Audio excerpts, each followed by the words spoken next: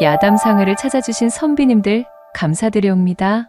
야담상회와 함께 즐거운 시간 보내시길 희망해 봅니다. 첫 번째 이야기 시작합니다. 옛날 옛적 조선 중기의 한 한적한 고을에 일찍이 서당 친구였던 오생원과 허초씨가 있었습니다. 이 두 사람은 서로가 기묘하게 대척되는 삶을 살아오고 있었답니다.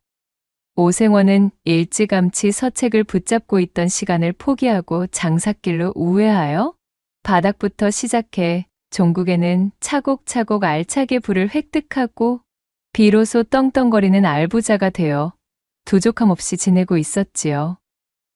허나 반대로 허초씨는 예전부터 한결같이 책을 곁에 두고 열심히 과거에 정진하였으나 연일 낙방을 거듭하는 통에 가세가 급격히 기울어진 선비였습니다. 비록 지금의 사정은 이리 격차가 벌어진 모양새로 이 두 사람의 엇갈린 모습이 제법 차이가 있다 하지만 늘 지금과 같은 모양새는 아니었습니다. 시간을 거슬러 올라가 보면 어려서부터 매우 영특했던 허초씨는 서당 시절 훈장과 학동들의 칭찬을 달고 지내던 그야말로 신동이라 불리던 아이였습니다. 뛰어난 실력과 더불어 그 성품 또한 올곧고 정의로우니 그의 곁에는 항시 사람들이 모여들었고 늘 인망이 두터운 모습을 보였습니다. 반면 오생원은 큰 두각을 내지 못해 그저 그런 학동 중 하나로 지낼 뿐이었지요. 소시적부터 특유의 꽁한 성격에 기본적으로 질투와 욕심도 심하여 주변 사람들과 잦은 마찰을 빚었고 늘 사람들의 빈축을 사곤 했답니다. 게다가 집안 형편도 여유롭지가 못하였으니 서당 학동들의 공공연한 놀림감이 되어 지내고 있었지요. 실력은 모자랐지만 그 욕심만큼은 어느 누구에게도 지지 않았던 오생원은 어린 마음에 크게 상심하게 되었습니다. 사정이 이렇다 보니 오생원은 늘 어진 성심의 허초씨를 자신의 눈엣가시로 여기며 살아왔습니다. 허초씨가 크게 무언가를 잘못한 것이 없었지만 그를 향한 열등감이 하늘을 찔러 견딜 수가 없을 지경이었지요. 오생원의 그런 마음을 일절 알지 못했던 심성착한 허초씨는 집안이 어려웠던 오생원을 물심양면 아낌없이 도와주곤 하였습니다. 허나 자존심이 대단했던 오생원은 이것마저도 굉장한 치욕으로 다가왔습니다. 허초씨의 조건 없는 경제적인 원조가 자신의 살림에 도움은 되었으나 허초씨에 대한 감사의 마음보다는 열등감만 더 키우는 원인이 되었으니까요. 그는 자신의 집안 형편이 어려워 허초씨의 도움을 받아야 하는 현실이 너무도 비참했습니다. 장성하면 기필코 허초씨를 뛰어넘는 사람이 되어 그의 머리 꼭대기 위에서 복수를 하리라 다짐하며 이를 악물었지요. 오생원의 이런 속마음도 모르는 허초씨는 그저 그를 깊은 친구로 대했고 언제나 제 곁에 두고 힘을 보태주며 지냈습니다. 시간은 점점 더 흐르게 되었고 학동의 신분을 벗어난 두 사람은 어느덧 무럭무럭 성장하여 각자가 가정을 꾸리게 되었습니다. 물론 그러는 동안에도 오생원은 허초씨가 마음에 둔 교수에게 먼저 혼담을 보낸 뒤 그녀를 욕보이고 소박 놓는 것으로 허초씨의 혼삿길을 막아서는 등 금수만도 못한 못된 짓을 서슴지 않았습니다. 그리고 이때부터 시간을 보내면 보낼수록 두 사람의 살림살이 격차가 눈에 띄게 벌어지기 시작했답니다. 어려서부터 이를 악물고 결심한 것이 있어 돈이 되는 일이라면 그 어떤 더러운 일도 마다 않던 오생원은 진작에 장사의 길에 서서 약삭빠른 자신의 재능을 꽃피웠습니다. 그는 어두운 돈, 눈먼 돈, 더러운 돈 구분 없이 끌어다 모으며 바닥부터 올라와 차곡차곡 부를 축적하고 있었습니다. 돈을 향한 오생원의 집념은 실로 무서울 정도였어요. 그는 두 번 다시 형편이 넉넉지 못한 시절로는 돌아가기 싫다는 듯 악착같이 돈을 쫓고 있었습니다. 그 반면 신동 소리를 들으며 자랐던 허초씨는 중요한 순간의 관문마다 고배를 마시며 토시 신세를 벗어나지 못하는 중이었지요. 이후로는 그 넉넉하던 갓에마저도 점차 기울어만 갔고 어느새 초시라는 허울뿐인 초라한 감투만이 남게 되었습니다. 허초 씨가 그렇게 일이 제대로 풀리지 않고 주춤하는 사이 먼 발치에서 그의 소식에 귀를 쫑긋 기울이고 있던 오생원은 그의 앞에 닥친 불행과 흉사에 날마다 쾌재를 불렀지요.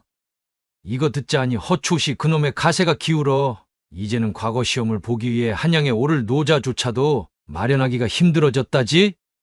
그거 참 듣던 중 반가운 소리로구먼? 거 아주 꼴 좋다.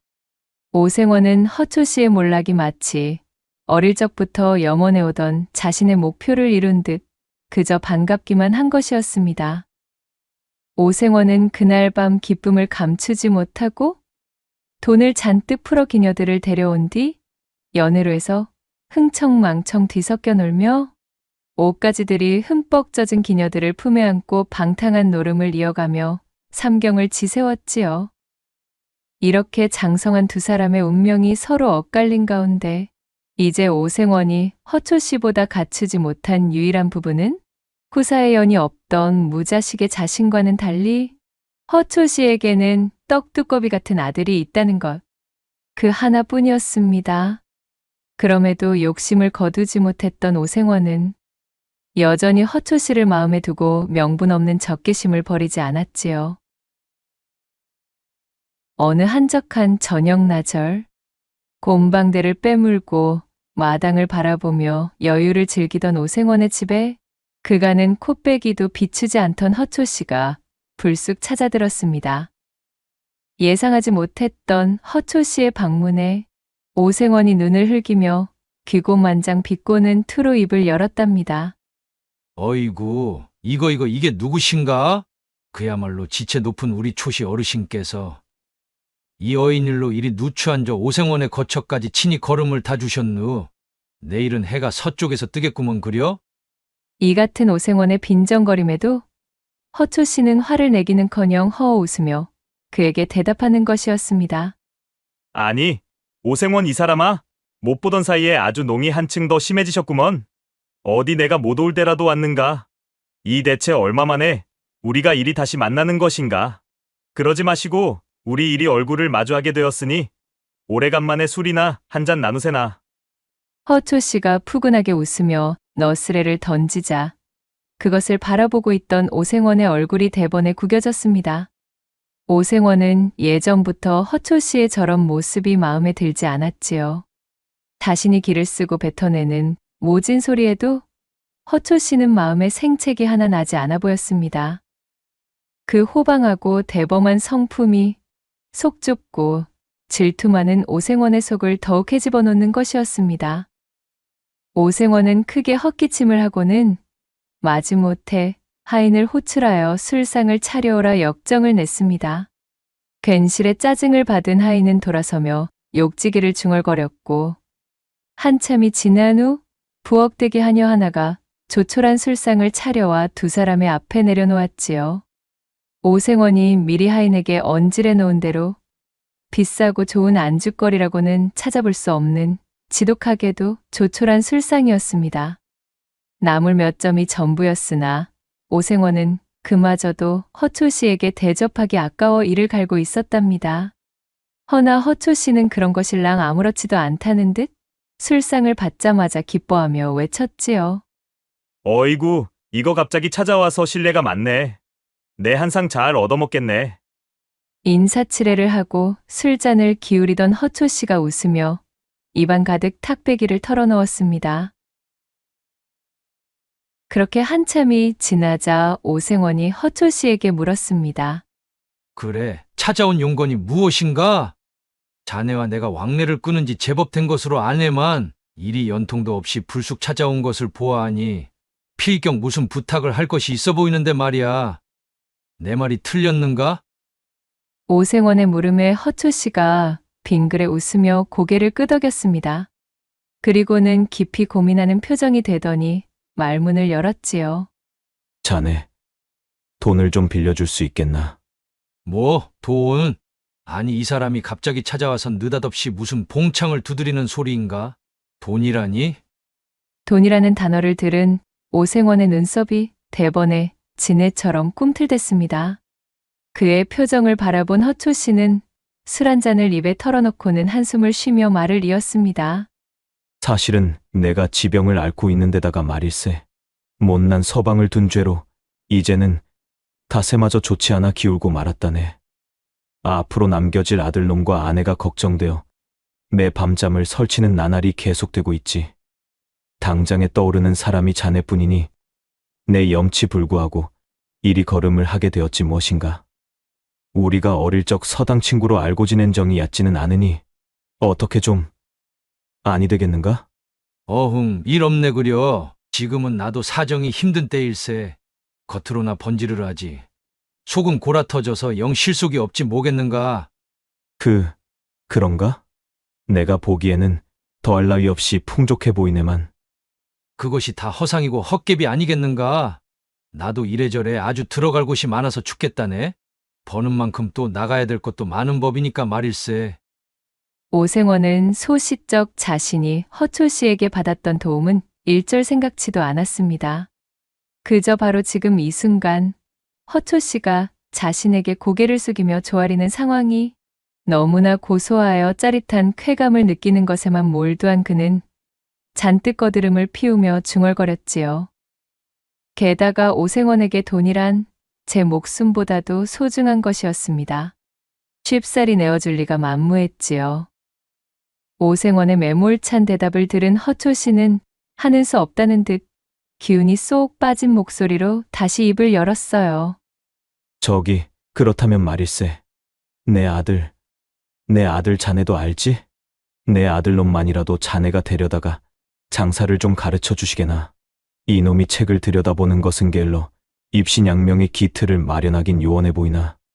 머리는 제법 영특하여 셈 하나만큼은 아주 뒤똥차게 재빠르다네.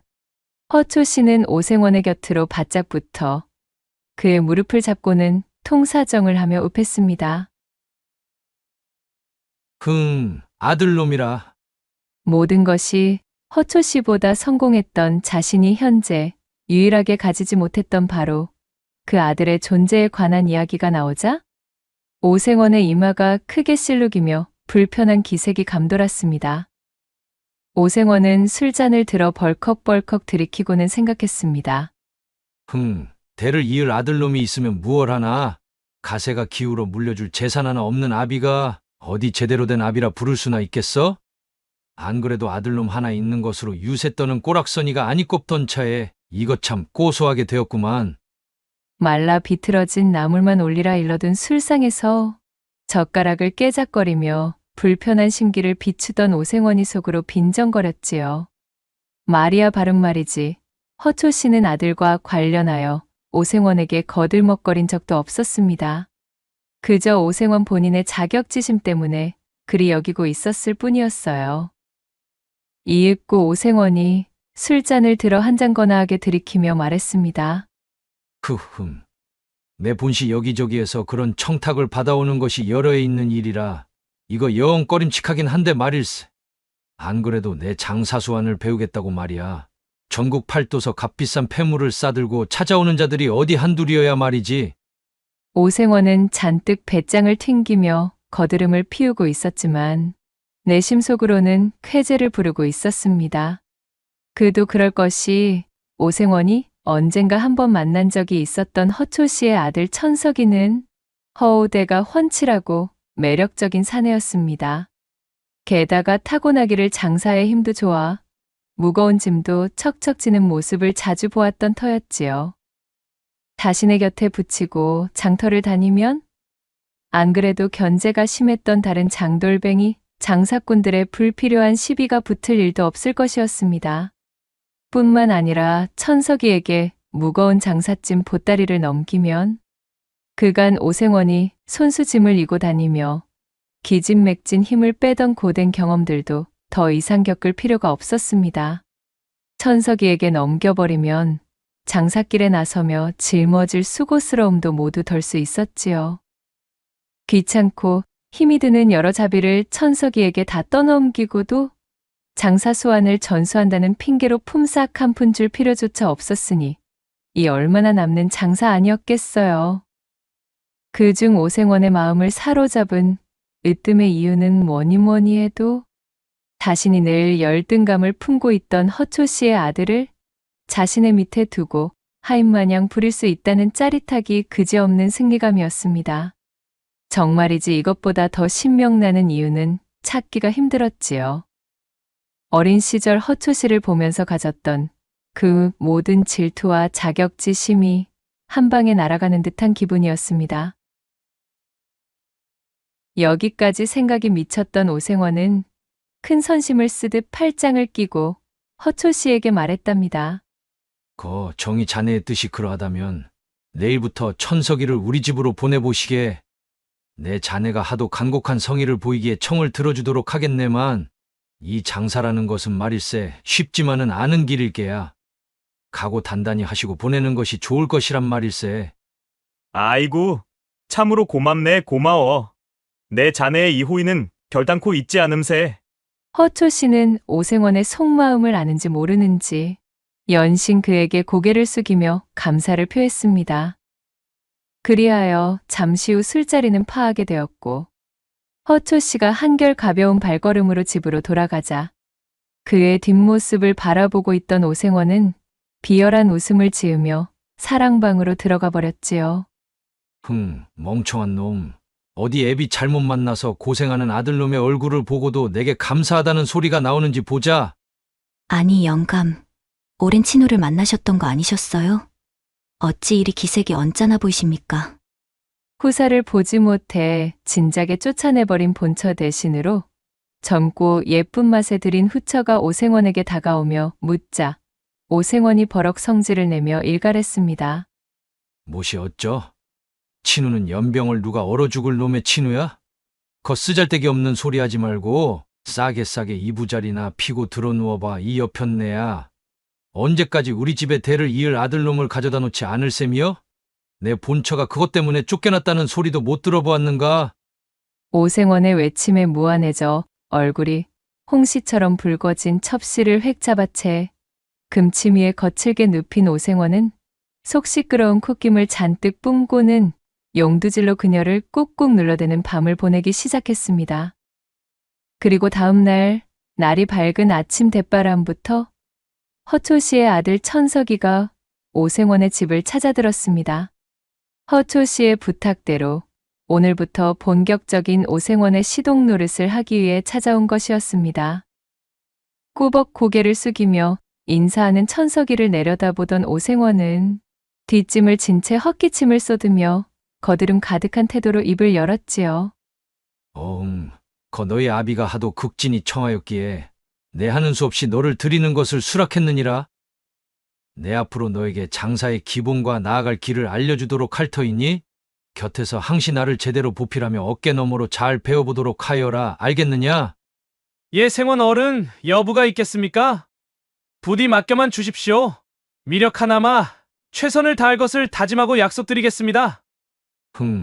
그래. 능력 없는 못난 아비를 둔 너에게 무슨 죄가 있겠느냐?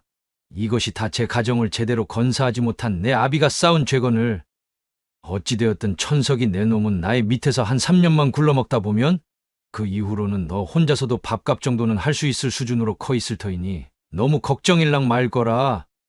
네, 생원 어른, 앞으로 열성을 다해 보필하겠습니다. 오생원이 마치 들으라는 듯 자신의 아비를 면전에서 대놓고 욕보임에도 천석이는 별다른 반응 없이 듬직하게 인사를 올리며 결의에 찬 눈을 보였습니다. 그런 천석이를 흘끔 흘겨보던 오생원은 마땅찮은 눈빛으로 몸을 획 돌려 마당 안쪽으로 들어가 버렸지요. 그날 이후로 오생원은 근 달포 동안을 천석이를 데리고 다녔습니다. 이른바 전국 팔도를 돌아다니는 유랑 장삿길에 천석이를 동행시킨 것이었어요. 말이 팔도 유랑 행상이었으나 사실 장사미천이라고는 다름 아닌 오생원의 집에서 직접 만든 조악한 가짜 강장 청심환이나 가짜 해구신 검포, 또한 가짜 기력 보양제 등이었습니다. 그것들을 비싼 상품인양 비단보에 잘 말아 포장하여 괴짝에 차곡차곡 쌓아 올린 것을 천석이에게 짊어지게 하였고, 오생원은 앞장서서 단골 고객들의 집들을 방문하여 기세 좋게 그것들을 팔아댔습니다. 여느 때와 마찬가지로 어느 으리으리한 기와집 앞에 선 오생원은 늘상 왕래하던 사이인 듯 대문을 익숙하게 두드렸지요. 인기척에 하인이 나와 문을 열어주었고, 그렇게 대궐 안으로 들어간 오생원이 집주인과 반갑게 인사를 나누었습니다. 집주인은 그야말로 나이가 지긋한 영감이었지요. 아이고 이보게 오생원, 어찌 이리 걸음이 늦었는가? 내 자네를 기다리느라 눈이 빠지기 일보 직전이었자는가? 어르신, 그간 강령하셨습니까? 그래, 별고는 없었지요. 기사, 제가 항시 공급해드리는 그 강장제를 드시고 별고가 있을 리가 있겠습니까마는. 물론이지. 그렇고 말고. 그나저나 자네, 지난해에 꼭 구해준다던 물건, 이번에야말로 가지고 왔는가? 단단히 기억하고 있겠지. 이번에야말로 반드시 구해놓겠다. 나와 깊이 약조하지 않았는가? 노쇠한 몸으로 장기침을 해대던 영감이 곁에서 부채질을 하며 심드렁이 두 사람의 대화를 듣고 있던 젊은 첩실에게 손짓을 했습니다. 뭔가 중요하고도 비밀스러운, 그러면서도 첩실에게 보여서는 안 되는 거래라도 하는 듯한 낌새였지요. 첩실은 콧방귀를 뀌고는 몸을 돌려 방에서 나가버렸고, 그런 첩실의 엉덩이를 음흉한 눈빛으로 훑던 오생원이 대답했습니다. 어이구, 영감님, 입 아프게 말한들 무엇하겠습니까? 안 그래도 내 이놈을 구해놓기 위해 조선팔도 안 나가본 바다와 안 둘러본 섬이 없습지요. 신기하다는 소문이 팔도로 퍼져나가 있는 통에 이 물량이 턱없이 부족하지 뭡니까? 전국서 아저씨가 마른 귀한 물건이지요. 오, 그래. 참으로 고생이 많았네.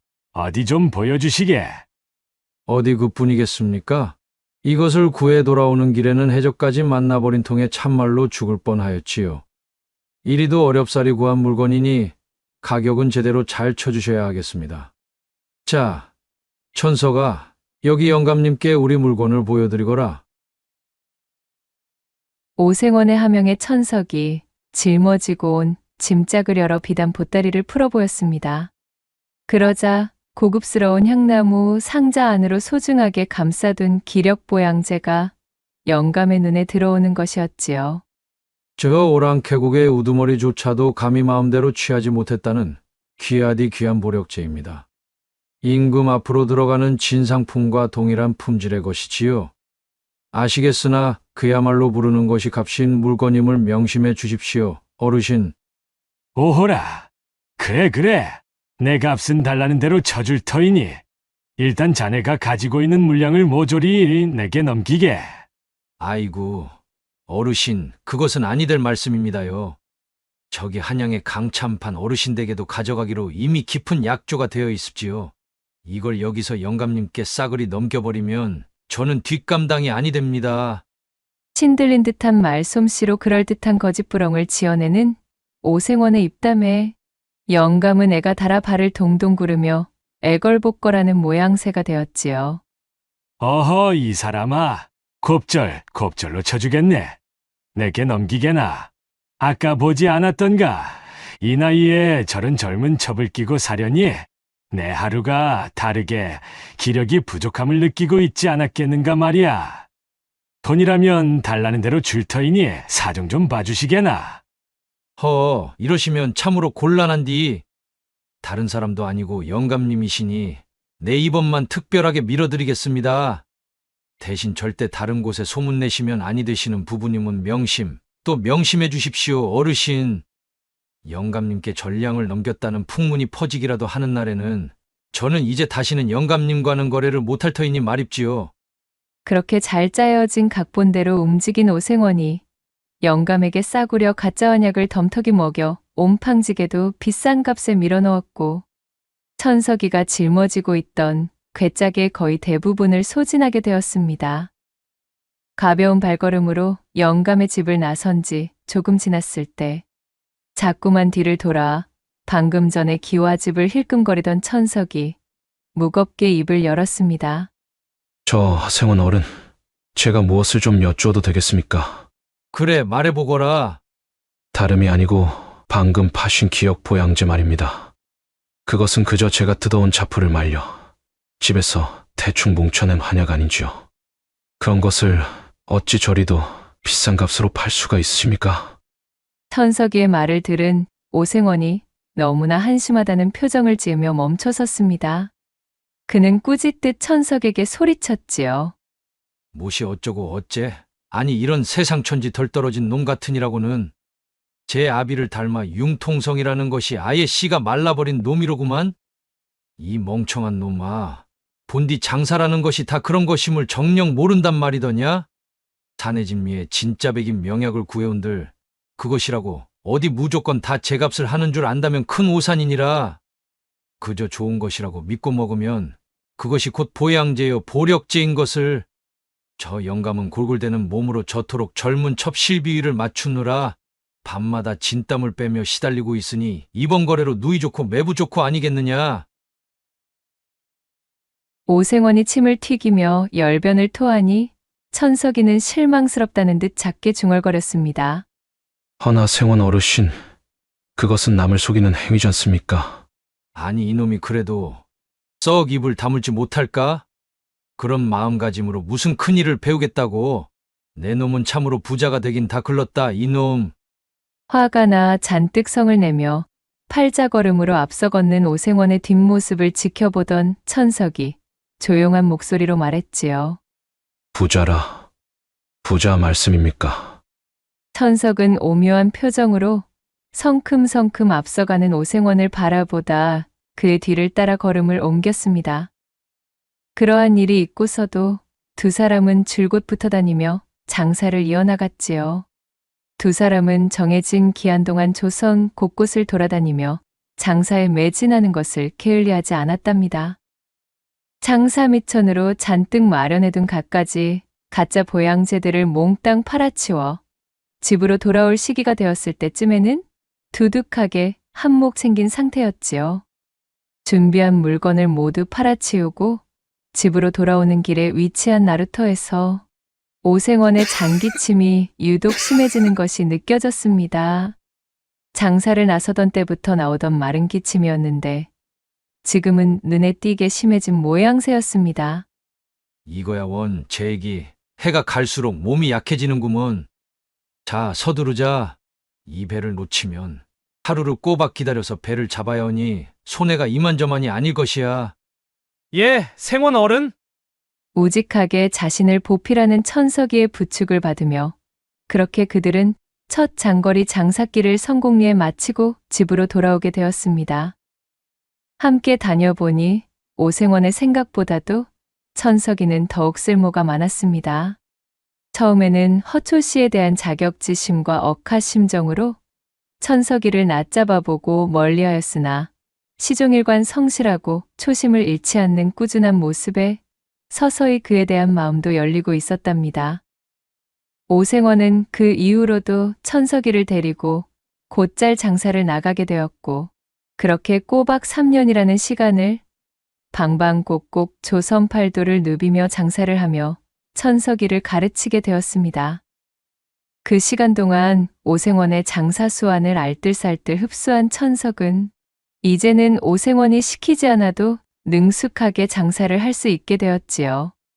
일취월장 수완이 늘어 천석이는 당최 못 파는 물건이 없었습니다. 어느 날은 목표한 금정보다도 훨씬 더 많은 수확을 올릴 때도 있었으니까요.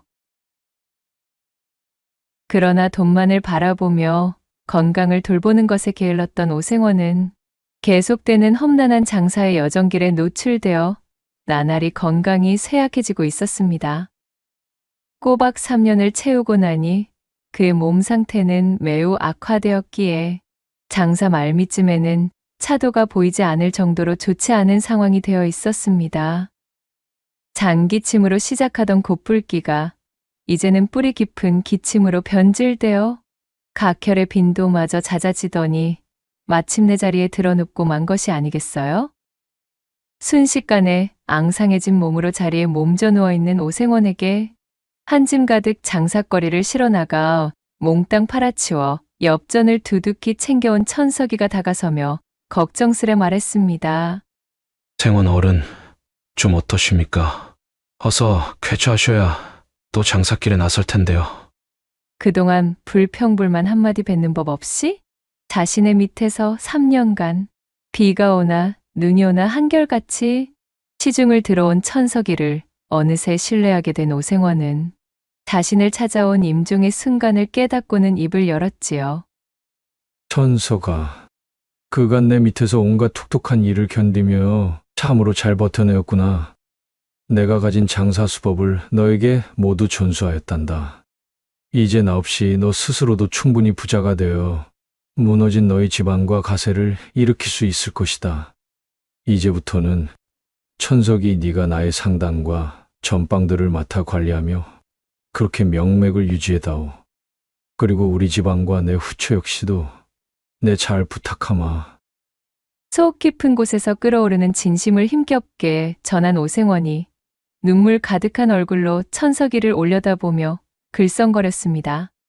후계자로 삼을 아들 하나 없었던 오생원은 자신을 보필하며 긴 시간을 함께해준 천석이에게 의부사들과도 엇비슷한 감정까지 느끼며 어느새 천석이를 의지하고 있는 자신을 발견한 것이었지요.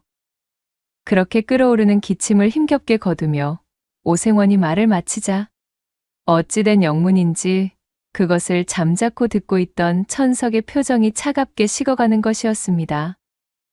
흉흉한 눈으로 오생원을 내려다보던 천석이 무겁게 운을 떼었어요. 부자 말씀이십니까? 생원 어른, 저는 그런 식으로는 부자가 되고 싶지 않습니다. 제가 추구하는 길은 음험한 노인네에게 가짜 환약이나 밀어넣으며 거짓된 강장제를 권하는 그러한 방식은 아니지요. 허나 말씀하신 대로 생원 어르신의 후처분 만큼은 그리 걱정하지 않으셔도 될 겁니다. 어르신의 말씀이 없으셔도 이미 오래전부터 제 선에서 잘 보살펴드리고 있었으니까 말이지요. 천석이의 의미심장한 말에 오생원이 대체 이것이 무슨 소리인가 싶어 어리둥절하던 그때 마침 방문을 두드리며 오생원의 후처가 들어왔습니다. 그녀의 손에는 오생원에게 먹일 약사발이 담긴 소반이 들려 있었지요. 처음에는 사이좋게 부부 생활을 영위하고 있었지만 전처와 마찬가지로 후처인 그녀에게도 도무지 상기가 찾아올 기미를 보이지 않자 이에 크게 실망한 오생원은 그녀를 구박하며 나날이 모질게 대하고 있던 참이었습니다. 허나 다행인지 불행인지 후처는 그 천성이 곱고 어지럽기에 오생원의 몹쓸 구박을 묵묵히 감내하며 지금까지 그를 제아비로 따르고 있었지요. 두 여인 모두에게 후사를 기대할 수 없었음에 오생원은 모든 것을 체념하고 포기하려던 참이었습니다. 여보, 좀 어떠셔요?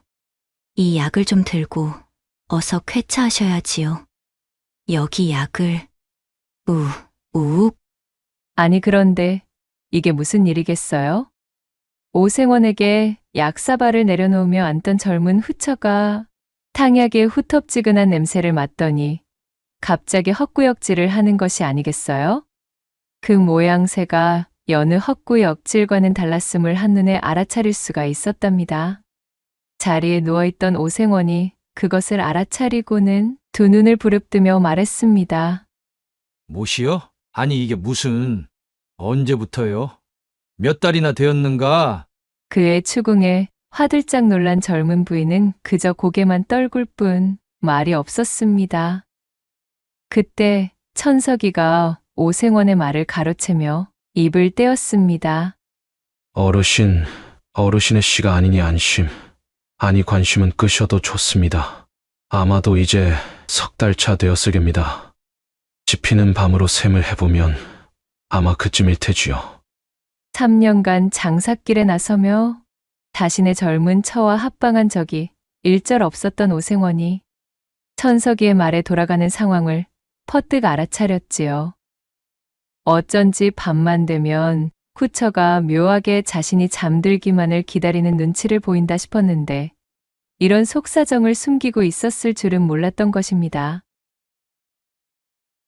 털썩같이 믿고 있었던 임종을 앞두고서야 자신을 돌아보며 인정해주려 하였던 천석이가 자신의 후처와 야음을 틈타 몰래 정본을 낸 것도 모자라? 그래, 그 씨앗까지 잉태하게 되었다니요. 참으로 기가 차고 코가 막힐 노릇이었습니다. 아니 뭐시라? 이 이놈이 내 놈이 감히 내쳐와. 믿었던 도끼의 발등이 찍힌 분노에 핏발 가득 선 눈으로 무섭게 천석이를 올려보던 오생원이 깊은 기침을 하며 소리쳤습니다.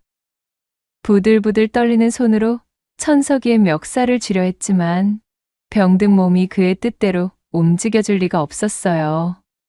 그런 오생원의 몸부림을 묵묵히 바라보고 있던 천석이는 아무런 표정도 없이 침착한 목소리로 말을 이어나갔습니다. 생원 어른께서 일찍이 저희 아버지를 하대하며 괄시해온 것을 저는 이 집에 들어오기 전부터 모두 알고 있었습니다.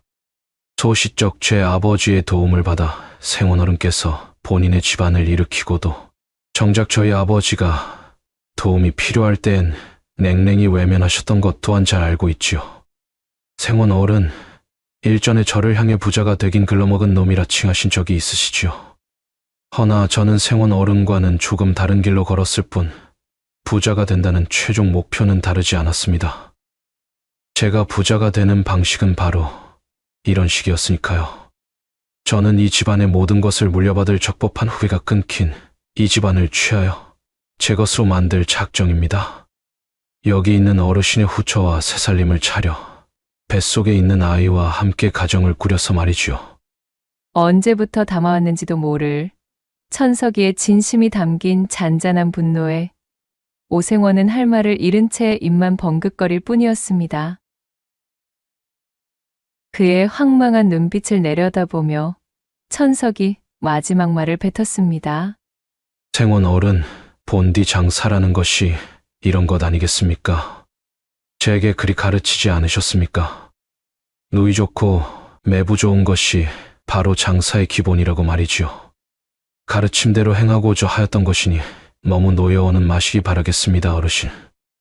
이놈! 부엉이가 구슬프게 우는 삼경의 시각, 치밀어 오르는 화를 주체 못한 오생원은 그날 밤을 넘기지 못하고 그렇게 원통하게도 눈을 감아버렸습니다. 임종의 순간을 맞이한 오생원의 얼굴에는 설명할 수 없는 회환과 절망감, 그리고 참회인지 원통인지 헤아릴 수 없는 눈물 한 줄기가 맺혀 있었답니다.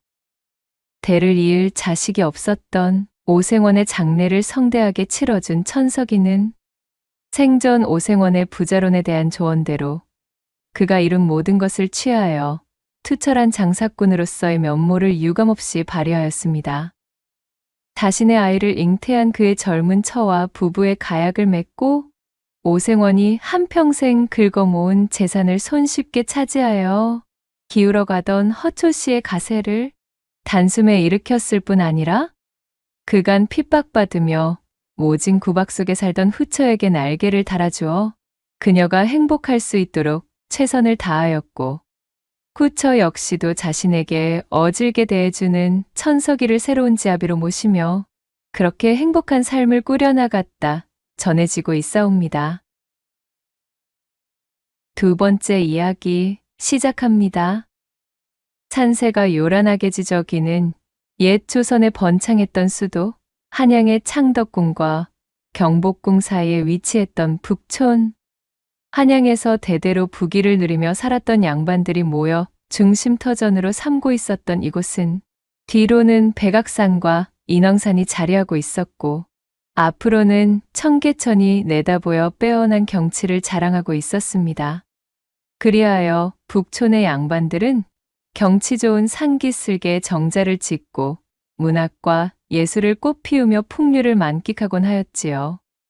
이 북촌을 수놓고 있는 기와 집중 하나에 궁정에서 사역하는 내관의 사가, 다시 말해 환관의 집안이 있었으니 이곳에 시집을 오게 된 기품 넘치는 젊은 처자에 대한 이야기입니다. 그녀의 이름은 개월. 유난히도 눈망울이 또렷하여 제 고향 청평에서는 어릴 적부터 사슴을 닮았다는 뜻으로 청록이라는 별명으로 불리곤 하였지요. 개월은 본디 번듯한 양반의 집안 여식으로 태어나 한 점 부족한 것 없이 부유하게 자랐지만 몇 다리를 건너 거쳐간 먼 친척이 반정의 음모에 휩쓸리는 통에 개월의 집안까지 그 불똥이 튀어 가세가 기울게 되자 어쩔 수 없이 환관의 집으로 시집오게 된 기구한 팔자였습니다. 얼씨구, 저기 북촌에 그 많은 양반네들 기와집이 널리고 널렸거늘 하필이면 내 시집안에 시집을 가다니. 개월아 씨네 집안도 한때는 이세가 대단하였는디 사람 일이라는 것이 참으로 알다가도 모르겠다. 이 말씀입니다요. 5월이 이거사. 그 입 조심 못하겠는 게야. 내가 짓거리고 있는 그런 소리 누가 듣기라도 했다가는 전것인 네 아니 따위는 네 조상님도 못 지켜준다 이거사. 참네, 제가 뭐 틀린 말을 한 것도 아니잖아요? 아 그럼 어쩌겠어. 그 옛날 권세를 떨쳤다 하여도 지금은 쫄딱 망해버린 가문이니 저리 되는 것이제. 그나마 누가 데려간다는 사람이라도 있을 때 보내는 것이 상책이지. 원래 더더러 조심하라고 하더니 청직의 아재도 지금 누가 들으면 솔찬히 오해사기 좋은 말을 잔뜩 뱉고 있는디요? 난생 처음 밟아보는 북촌 땅에서 자신을 향해 날아오는 주변의 수군거림은 안 그래도 풀이 죽어있던 개월을 더욱 갉아먹고 있었습니다. 저들의 수군거림이 물을 만난 고기처럼 아주 신이 났구나. 사사로이 반응하면 저들에게 더욱 좋은 먹거리만 제공하는 꼴이 될 터이니 내 그냥 웃고 넘어는 간다만 심히 기분이 유쾌하지는 않구나. 내 입 하나 덜어 살림이라도 나아진다면 내 더는 바랄 것이 없지만 그럼에도 참담한 마음은 쉬이 정리되지 않는구나. 착잡한 마음의 개월은 시댁으로 발을 들인 그 첫날부터 수심이 내려앉은 얼굴로 깊은 한숨을 내쉬었습니다. 개월이 시집오게 된 이 환관의 집안은 그간 국내 이런저런 송사를 이용하여 많은 재산을 모아 번듯한 열둑한 기와집의 하인도 열어두고 있었습니다. 환관이라는 명패 없이 본다면 그저 남부러울 것 없는 부잣집이었지요. 화를 입고 뿔뿔이 흩어진 가족들에게 보낼 돈을 마련하고 제 입에 풀칠이라도 하기 위해 팔려온 개월이었으나 걱정했던 것만큼 북촌에서의 삶이 그리 고단하지는 않았습니다. 잔뜩 긴장하며 들어간 첫날의 기억이 무색할 만큼 무난한 일과의 연속이었어요. 태생이 양반집 규수였던지라 법도와 예절도 어린 시절부터 줄곧 교육받았기 때문에 집안에서 누구 하나 그녀의 처신에 대해 왈가왈부하는 사람도 없었지요. 그러나 태생이 환관인지라 응당 있어야 할 남편의 귀중한 것이 없었으니 개월은 남들 다 치룬다는 첫날 밤조차 가질 수 없었습니다. 혼인 당일과 그 이튿날 잠깐 남편의 얼굴을 확인했을 뿐 그 이후로는 궁으로 입궁하여 한 주 내내 집에 들어오지 못한 적도 있으니 커다란 기와집에서 개월 홀로 덩그러니 지내는 시일이 길어졌지요. 이후로도 남편은 궁의 잡무가 너무도 바빠 그 얼굴 제대로 보기도 힘든 나날이 계속되었습니다. 내 젊은 나이에 한관의 집안으로 팔려가듯 시집와선 그 아찔하다는 음양이 이치 한번 깨닫지도 못한 채 살아있는 과부 신세로 이리 지내게 되었으니 굶어 죽지 않은 것이 다행인 것인지 각복하기 그지없는 것인지 구별하기가 힘이 드는구나. 부유한 북촌 기와집의 안방마님이 되어 끼니 걱정을 덜게 된 것은 기뻤으나 사람의 마음이라는 것이 어찌 한 갈래로만 흐를 수 있었을까요? 시간이 지날수록 개월의 마음 한켠에는 남들에게 보일 수 없는 가려움이 있었습니다. 금수조차 제 짝을 맞아 정답게 뛰어노는데 자신은 그저 이 환관 집안의 부속품이 된 기분이었어요. 그렇게 살아있는 과부 신세 운운하며 커다란 기와집에 갇혀 살다시피 하던 개월이 길고 긴 한숨을 뱉어낸 지 얼마 지나지도 않은 어느 날이었습니다. 조선을 들쑤시던 풍토병이 궁궐한 승정원 내부까지 침범하여 그 바람에 몹쓸 병이 옮아 병석에 눕게 된 계월의 남편은 그야말로 손쓸 틈도 없이 숨을 거두고 말았지요. 엎친 데 덮친 격으로 대를 이을 자손도 없는 한관의 가문인지라 젊은 나이에 계월이 졸지에 집안의 안주인이 되고 말았습니다.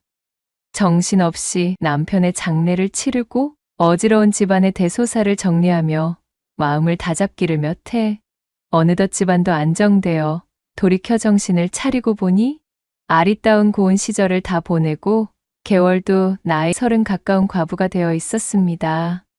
참으로 세월이 더덥고 몹시도 빠르구나. 한때는 남편이 그리 되고 이제 어떻게 살아야 하나 싶었는데 벌써 시간이 이리도 지나버렸다니 말이야.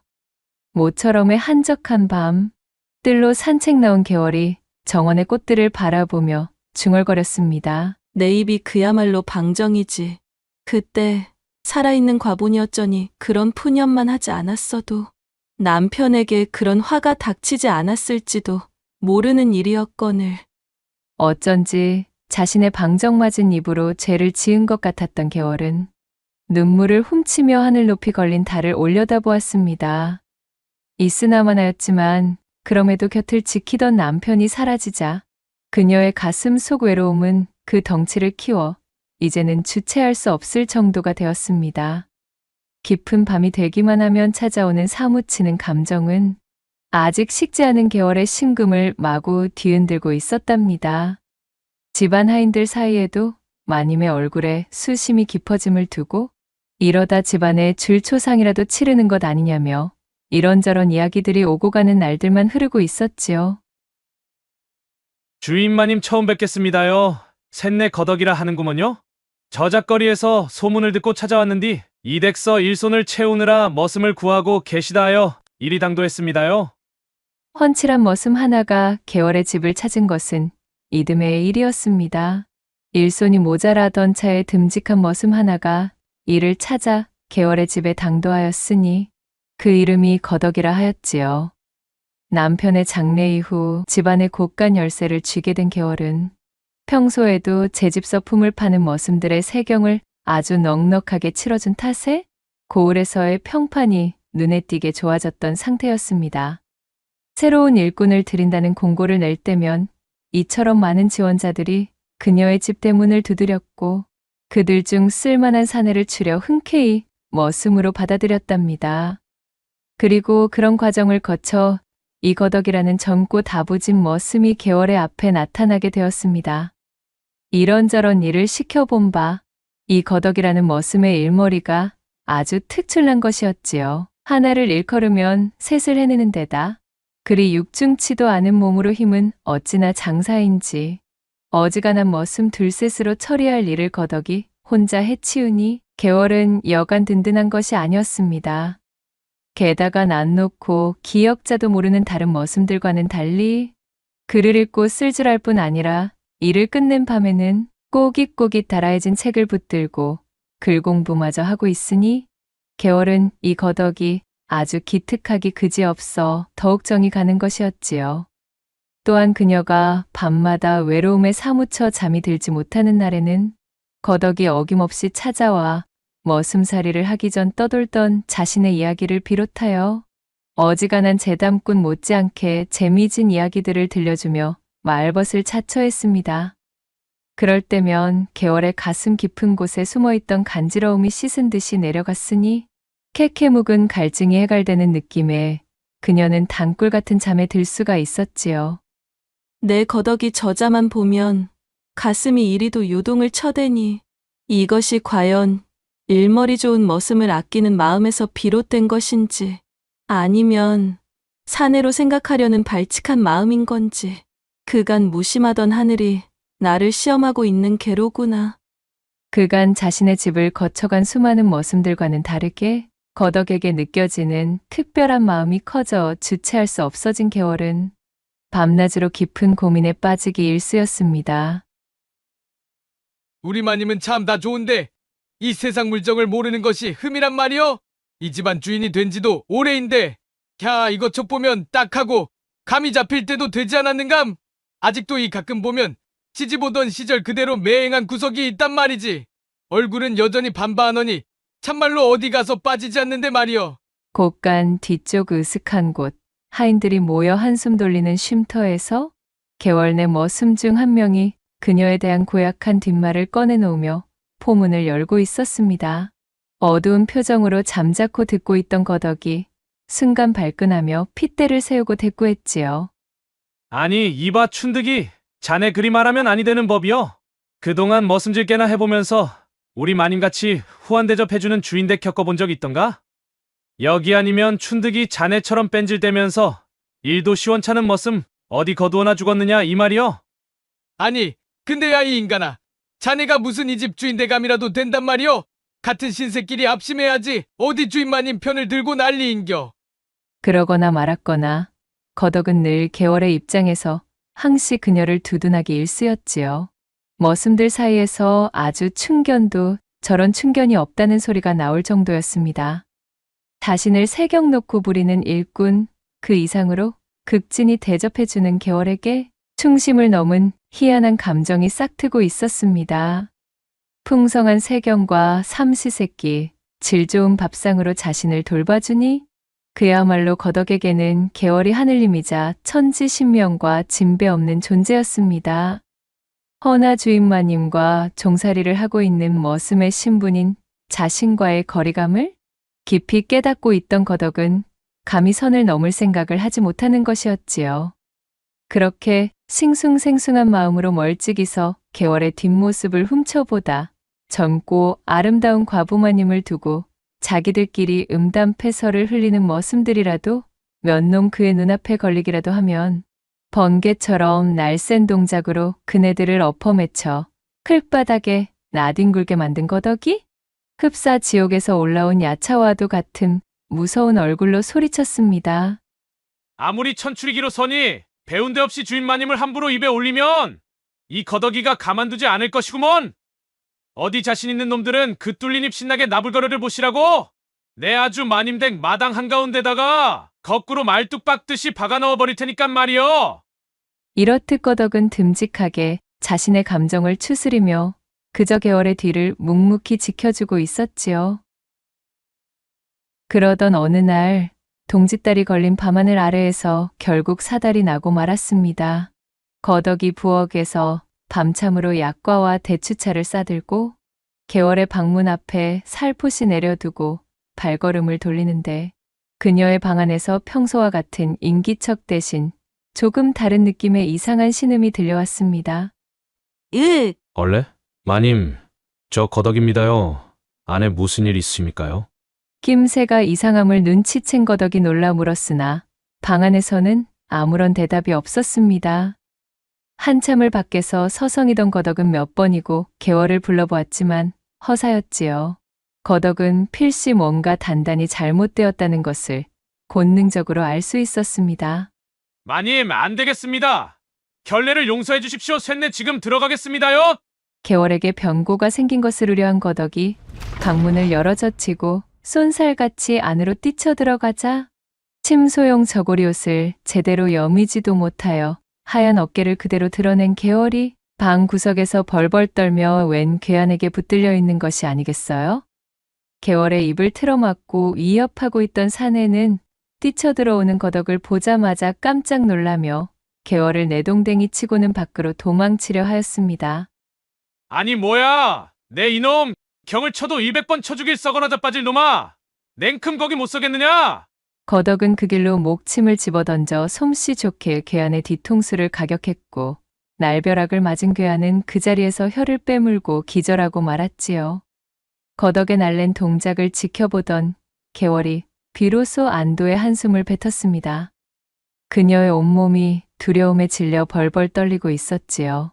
고개를 돌려 그 모습을 발견한 거덕은 다시금 지옥의 야차 얼굴이 되어 시뻘겋게 달아오른 낯빛으로 괴한을 향해 고함을 질렀습니다. 네 놈이 뭐하는 놈인지 전후사정은 모르겠다만 일단 메타작부터 흠씬 맛보다 보면 내 무슨 일인지는 차차 알게 될 것 같구나. 감히 우리 마님에게 손을 대. 어디 내 손에 요절나봐라 이놈. 머리끝까지 화가 뻗친 거덕의 치도곤에 괴한은 말 그대로 쥐포처럼 뻗어버렸습니다. 일사천리로 포도청에 연통을 넣어 집으로 당도한 포졸들에게 괴한을 넘기고 보니 괴한은 평소에도 보이지 않는 곳에서 개월의 험담을 해대며 호시탐탐 그녀를 노리던 불량스러운 머슴 중 한 명이었어요. 마님, 많이 놀라셨지요? 괜찮으십니까요? 이제 안심하셔도 되는구먼요. 어휴, 정말 고맙구나. 거덕이 내가 아니었으면 졸지에 이대로 무슨 꼴을 당하였을지. 내 아무리 혼자 된 지 오래된 과부라 쉽게 보였다고 하여도 어찌 세경을 주던 머슴에게 이런 일을 상상만 해도 소름이 돋는구나. 호롱불빛에 얼핏 비치는 개월의 얼굴엔 핏기가 가셔 창백해져 있었습니다. 아직도 놀란 가슴이 진정되지 않아 그녀의 어깨가 가늘게 떨리고 있었지요. 어이쿠, 마님 저기 그것이 거덕은 그제야 개월이 난리통의 옷을 채 갈아입지도 못한 채 떨고 있는 것을 발견하였습니다. 시선을 거두려 해도 첫눈처럼 뽀얗게 반짝이는 그녀의 어깨는 거부하기 힘든 유혹을 뿌리고 있었습니다. 난리법석이 끝난 이후 개월의 안방. 언제나 자신의 곤경에 용맹한 범처럼 한달음으로 달려와주는 거덕이 이번에도 자신을 위험에서 구해내자 이제 개월이 거덕에게 가진 호감은 그 감정을 키울 대로 키워 연정이라 불러도 손색 없을 만큼이 되어 있었지요.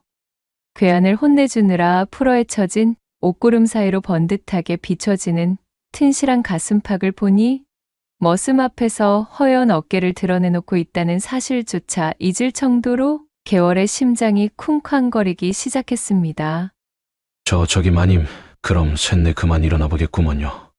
혼절할 뻔하려는 개월을 겨우 안방까지 부축하여 금치미로 누인 거덕이 그제야 정신을 가다듬고 막 몸을 일으켜 나가려는데 뒤에서 개월이 그의 손목을 덥석 잡고 나지기 말했습니다. 저기, 거덕아, 잠시만 나가지 말고 그대로 있거라. 어이구, 마님 어찌 그러십니까? 아래 것들 보면 한바탕 난리가 납니다요. 마음이 진정되셨으면 이제 셋내는 그만 나가는 것이 좋겠구만요. 내 오늘의 부끄럽고 염치 없음은 이 어둠 속에 덮어두고 다시는 들추지 않으마. 그간 너희 덕을 많이도 봐왔다만 오늘 밤은 반드시 내 덕을 좀 보아야겠다. 이 나이 되도록 음양이 합일이라는 것조차 모르고 살아온 내 형편이 스스로 딱히 더는 견딜 수가 없구나. 오늘 같은 일이 벌어지는 이유도 주변에서 그런 나를 업신 여기기 때문일 테지. 이대로는 한이 쌓여 내 죽어도 시신조차 썩지 않을 것이니라. 그리고는 여미고 있던 손을 스스로 내리며 호롱불을 후 불어 끄고는 그대로 거덕을 이끌어 침소 위로 당겼습니다. 이렇게 되면 마님 셋내도 더 이상 참지 못하겠습니다요. 그리하여 혈기왕성한 거덕이 그 두툼한 손으로 개월을 끌어안았고 그날 밤 북촌에서는 드디어 처음으로 음양의 합의를 체험한 개월의 풍악이 온누리에 울려 퍼지게 되었습니다. 그날 이후로 느지막이 음양의 조화로움에 눈을 뜨게 된 개월. 얼굴에는 봄꽃 같은 혈색이 돌고 매사에 웃음이 넘쳐 여유로움과 자비로움이 묻어나니 주변에서도 그런 그녀의 눈에 띄는 변화에 다들 비결을 궁금해하기 시작했지요. 비로소 춘심과 연심이 뒤섞인 사랑에 빠져든 개월은 하인의 눈을 피할 수 있는 곳, 주변의 시선을 피할 수 있는 때라면 지체하지 않고 거덕을 호출하였습니다. 내 필시 천벌을 받게 될지도 모르겠구나. 정녕 이래서는 아니 되거늘. 거덕을 물리고 나서는 언제나 찾아오는 불안함과 자신에 대한 자괴감으로 자책하며 한숨을 토했지만 그것도 그때 잠시뿐이었습니다. 게다가 마음 한편으로는 거덕을 세차게 물리지도 못하여 밤이 찾아오면 속절없이 안방의 문을 슬며시 열어두고는 야음을 타고 주변의 눈을 피해 살금살금 방 안으로 들어오는 거덕의 발길을 모르는 척 내치지 못하였지요. 그렇게 둘만의 비밀이 차곡차곡 쌓이는 오묘한 시간이 흐르고 흘렀습니다. 꽃 피고 새 울고 햇살과 바람이 어우러지고 그러다 낙엽과 함께 어느덧 눈발이 펄펄 휘날리는 한겨울이 당도하였지요. 누군가 북촌의 대궐, 개월의 집 대문을 두드리는 소리가 들렸고 문이 열리자 눈매가 날카로운 낯선 선비 하나가 보따리를 들고 과부 개월의 앞에 나타난 것이었습니다. 개월에게 공손히 인사를 올린 젊은 선비는 다짜고짜 울먹이는 목소리로 읍소하기 시작했어요. 이 북촌 땅에 도의를 중시하고 어려운 자를 내치지 않는 의로운 여주인이 있다는 소문을 익히 들어왔습니다. 듣던 대로 굉장한 미인이시군요. 어허, 이거 제 소개가 늦었습니다. 소인으로 말씀드리자면 남촌자락 너머에 기거하는 민기테라 하옵니다. 염치불구 이리 찾아오게 된 연유를 조금 말씀드리자면 실은 아버님이 덜컥 옥에 갇히신 뒤 그만 집안이 풍비박산나고 말았지요. 연로하신 아버님께서 들어도 본 적 없는 죄목을 덮어쓰고 아무런 이유도 모른 채 관가로 끌려가신 지가 벌써 한 달이 넘었습니다. 이 추운 엄동설 안에 옥살이 중이신 아버님 생각에 자신을 민기태라 밝힌 선비는 서름에 복받쳐 말을 잇지 못하고 닭똥 같은 눈물을 보이며 어깨를 들썩였습니다. 그의 사연이 못내 안타까웠던 개월이 민기태를 위로하며 도닥이자 그는 하던 말을 이어갔습니다. 어느 날 이방이 찾아와 600냥만 내면 아버님을 풀어주겠다는 전원을 던지고 갔습니다. 허나 기울어진 집안 형편에 그만한 거금을 마련할 길이 없었지요. 그리고 잠시 하던 말을 멈춘 민기태는 지참한 보따리를 개월의 앞에서 풀어보였습니다. 풀린 보따리 안에서는 휘황찬란한 금구슬이 금빛 자태를 드러냈어요. 저희 22대 선주께서 고려의 문부랑으로부터 하사받은 이 금보옥들로 말씀을 드리자면 저희 집안 대대로 내려오는 가보지요. 가문의 자랑으로 고이 간직해온 것입니다. 참으로 송구한 일입니다만 이 보물을 담보로 600냥을 차용해 주신다면 첫 달 금은까지 이자 100냥을 더해 반드시 갚겠습니다. 개월은 진실된 눈으로 흡수하는 민기태의 딱한 처지를 듣고는 지난날 자신의 집안이 아주 사소한 오해에서 비롯되어 풍비박산을 맞이하고 주저앉은 과거가 떠올랐습니다. 그 덕에 환관의 집안까지 흘러든 기구한 자신의 옛 기억이 바늘처럼 그녀를 찔렀습니다. 동변상련의 아픔이 진하게 그녀의 심금을 울리는 것이었지요. 그녀는 앞뒤 잴 것도 없이 두말 않고 차용증서와 함께 선뜻 600냥을 내어주었답니다. 목표한 금액을 대출받은 민기태는 개월에게 넙죽 절하고는 600냥이 든 돈주머니를 받아들고 눈발이 날리는 대문을 넘어 사라졌습니다. 다음 날 개월이 담보로 받아든 금보옥들을 조심히 어루만지면서 그 위용에 감탄하고 있던 때였습니다. 새벽부터 머슴들의 곳간 재고 정리를 지휘하고 있던 거덕이가 개월에게 문안 인사를 올리려다 말고 그녀의 손에 들려있는 금보옥들을 발견하고 말했습니다. 마님, 손에 든 그것은 웬 것이옵니까요? 오, 그래. 거덕이 들었구나. 이것이 실은 말이란다? 거덕을 발견하고 반가운 목소리로 맞이한 개월은 효자 선비 민기태와 있었던 일들을 빠짐없이 이야기해 주었어요.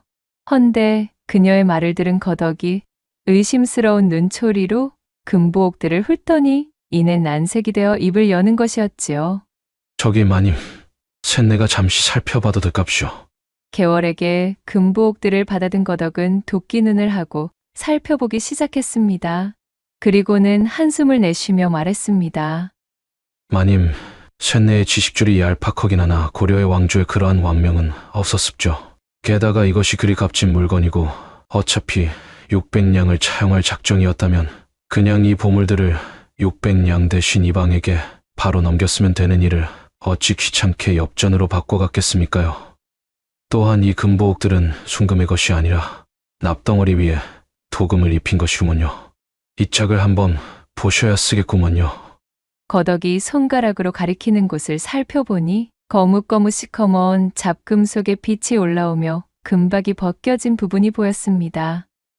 그제야 사기꾼 선비에게 속았음을 깨달은 개월은 화들짝 놀랐지요. 그녀는 뒤늦게 집사를 호출하여 급히 남촌으로 보낸 민기태를 찾으라 일렀습니다. 하지만 사기꾼이 어디 자신의 거처를 바른 대로 이야기했을 턱이 있을까요? 소득 없이 돌아온 집사의 보고를 받은 개월은 충격으로 자리에 드러눕고 말았습니다. 그런 개월에게 거덕이 다과상을 내오며 말했지요. 마님, 걱정하실 것 없습니다요. 내일 까정고 금두꺼비가 가짜라는 것을 일절 입 밖에 내면 안 되는구먼요. 쇳내에게 좋은 수가 있으니께 이놈 거덕이만 믿고 계셔보셔요. 이튿날 이른 새벽녘이 다 되자 거덕은 준비해두었던 밧줄로 마님인 개월을 꽁꽁 묶었습니다. 마님, 좁게 불편하시겠지만 잠시만 버티고 계시면 됩니다요. 개월은 단단히 옥죄어오는 밧줄의 감각에 얼굴을 찌푸렸지만 거덕에게 가지고 있던 신뢰가 두터웠기에 별다른 저항은 하지 않았습니다. 그래, 거덕아. 내가 다 생각이 있겠지. 나는 너만 믿고 있겠다. 일을 마친 거덕은 마당을 향해 고래고래 소리를 질렀지요. 야단났다. 간밤에 도둑이 들어서는 마님을 포박하고 선비가 담보로 내어준 보물들을 훔쳐갔다. 이윽고 거덕의 고함 소리를 들은 하인들이 불이 나게 몰려왔습니다. 아니, 내 이놈들아. 간밤에 도둑이 들어 마님에게 흉포한 겁박을 한 것도 모르고 잠에 빠져 있었단 말이여. 거덕이 일부러 크게 소동을 벌여 동네방네 들으라는 듯 떠벌렸고 그리하여 북촌의 부자 과부댁이 담보로 잡아두었던 금보옥들을 도둑 맞았다는 소문은 멀리 바람을 타고 나아가 꼬리에 꼬리를 물고 천리만리로 퍼져나가게 되었습니다. 저작거리에 파다하게 퍼진 소문이 고개를 넘어 민기태의 귀에도 당도하게 되었지요. 개월을 속여 한몫 단단히 잡아 한낮부터 술상 앞에서 빈둥대고 있던 사기꾼 민기태가 벌떡 몸을 일으켰습니다. 어쭈, 이것 좀 보게. 잡고 있던 담보 물건을 도둑 맞았다니. 이게 웬 횡재인가? 이걸 빌미로 살살 긁어 금보옥 값을 물어내라 쪼아대면 그야말로 부르는 것이 값 아니겠냐 이거야. 하늘이 나를 돕는구먼. 이참에 잃어버린 가짜 갑오값으로 한. 어디 보자. 그래, 만냥은 뜯어내야 되겠구만. 그는 쾌재를 부르며 부랴부랴 개월에게 빌렸던 원금 600냥과 이자로 내어줄 100냥을 어렵사리 만들어 도합 700냥을 챙겨들고 섣달 금음이 되기도 전에 북촌 땅을 밟았습니다. 이윽고 개월의 집까지 당도하여 대문을 들어서자 소문대로 집안은 초상집 분위기이고 그녀 역시 병색이 짙어 방에 드러누워 있는 것이 아니겠어요. 금보옥들을 도둑 맞았다는 풍문이 역시 사실이었다는 확신에 민기태가 새어나오려는 웃음을 참고 무난하며 말했습니다. 그간 강령하셨는지요? 여기 이자 100냥을 붙여서 700냥을 갖고 왔습니다. 차용해주신 금액을 모두 상환하였으니 이제 그만 제가 맡긴 저희 집안 갑오들을 돌려주시지요. 그러자 자리에서 일어난 개월이 다 꺼져가는 목소리로 말했어요. 선비님 이 일을 어쩌면 좋겠습니까? 소중한 담보를 그만 도둑에게 절도당하고 말았지. 뭔가요? 그 말만을 기다리고 있던 민기태는 드디어 올 것이 왔다는 얼굴로 으름장을 놓으며 펄쩍 뛰었습니다. 아니, 뭐요? 그것이 대체 얼마짜리인 줄이나 아십니까? 좋기 만냥은 넘는 물건입니다. 네, 정말 면목이 없게 되었소이다. 여러 말 하실 필요 없고 당장 잃어버린 저희 집안 갑오값으로 만냥을 내어주시든 아니면 관하로가 사또 앞에 서시든 하시지요. 그러자 문 밖에서 그 말을 듣고 있던 거덕이 아주 잘 만났다는 듯 몽둥이를 들고 들어왔습니다. 어안이 벙벙해진 민기태가 두리번거리며 상황을 파악하려는데 거덕이 이를 드러내고 웃으며 말했습니다. 얼씨구, 그래 이 선비님께서 사또 앞으로 가자신답지요? 그래, 거덕이 들었구나. 이 사기꾼 선비님께서 사또 앞으로 가자시는구나. 내 생각은 어떠하느냐? 그거 참 듣던 중에 반가운 말이구먼요. 여기 그 가짜 가보나 불행이인지 금보옥 모시기인지를 가지고 왔으니 요것과 함께 가면 쓰겠구먼요. 거덕이 민기태의 눈앞에 가짜 금보옥들을 집어던지면서 말하자 도둑 맞았다는 물건이 버젓이 자신의 앞에 등장한 것을 본 민기태의 얼굴이 대번에 허옇게 질렸습니다. 한바탕의 소동극이 끝이 나고 거덕의 훌륭한 꾀 덕분에 민기태를 포도청에 넘긴 뒤 잃어버린 원금과 이자까지 고스란히 받아낼 수 있었던 개월. 그녀는 거덕에게 가지고 있던 막연한 연심을 더 이상 숨기지 않았습니다. 하인들의 눈을 피하거나 주변 사람의 눈을 피하지 않게 된 것이지요. 현명하게 대처하여 큰 금액의 손실을 초래할 수도 있었던 일까지 이렇듯 번듯하게 처리해 주었으니 개월의 입장에서는 이토록 건실한 남자를 더 이상 외면할 이유가 없었던 것입니다. 그 길로 개월은 살림을 합쳐 거덕에게 안방을 내어주게 되었고 성대하게 혼례까지 올리게 되었지요. 머슴과의 재가를 두고 고을 사람들이 수근거리기도 하였지만 두 사람에게 그런 사소한 잡음 따위는 전혀 문제되지 않았습니다. 자신들이 펼쳐갈 인생은 오로지 자신들의 것이었기에 그 누구도 대신 살아주지 않는 자신의 인생에 대해 왈가왈부 떠들어대는 주변인의 고나리는 귀담아 들을 필요가 없다고 느낀 것이지요. 이후로 거덕은 개월의 남편이 되어 그녀를 지극정성으로 보살피며 제 인생에서 맞이한 보물처럼 아껴주었습니다. 개월 역시도 거덕을 서방님으로 맞이하여 전에 없던 안정감을 느끼며 이제서야 비로소 제 삶의 행복을 되찾은 기분이었어요. 두 사람은 국촌의 명물이 되어 금슬좋기로 제일 가는 부부로 평생토록 연을 다하였다는 후문이 옵니다. 낭독해드린 이야기가 선비님들 마음에 드셨다면 구독과 좋아요, 댓글로 야담상회를 응원해 주셔요. 늘 잊지 않고 야담상회를 찾아주시는 여러분들 시청해 주셔서 참으로 감사하옵니다.